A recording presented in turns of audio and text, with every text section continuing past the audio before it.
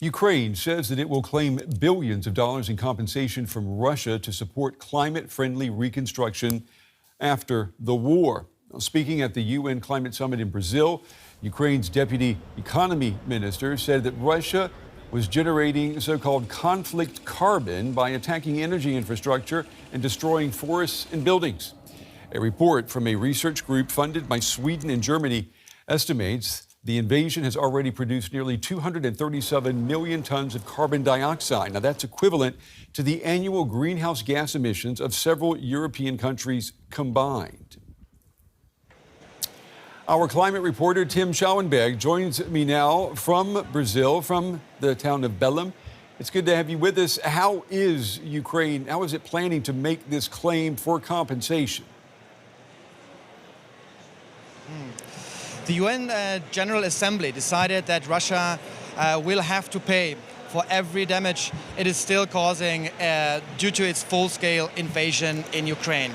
Based on that, the European Council decided to launch a mechanism called the Registry for Damages of Ukraine. And the government announced that it will submit damages to this register from next year on, and also being part of it, damages to the climate.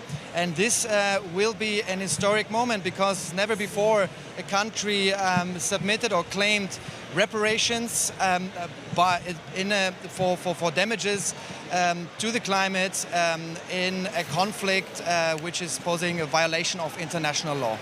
Can you tell us more about the emissions that have been produced by the war? I mean, we're talking about, what, over 3 years of fighting that's been going on.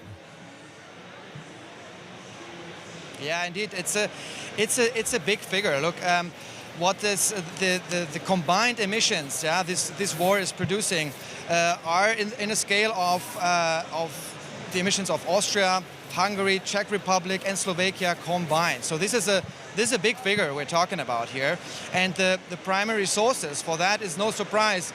It's military activity. But it's not, for example, it's not bombs or any ammunition. No, it's basically the fuel for tanks and vehicles.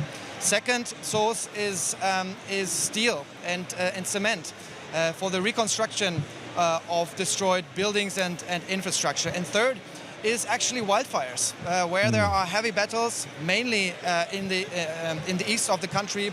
There are wildfires which are burning, obviously, grasses, bushes, and trees, and this is also a big factor. Tim, more than that, yeah.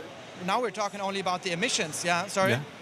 I was going to ask you before we run out of time. You know, we hear all the time that these emissions affect all of us on the planet. So I'm wondering, why is only Ukraine looking for compensation? Yeah, that's a really good question. Ukraine is looking for compensation to rebuild its country in a sustainable way. But there's also open discussions over it should share, or if it will share parts of it with other countries to push and accelerate the green transition and adaptation to climate change. That is still to be decided. And it's also not clear if the money will ever be paid by Russia to Ukraine.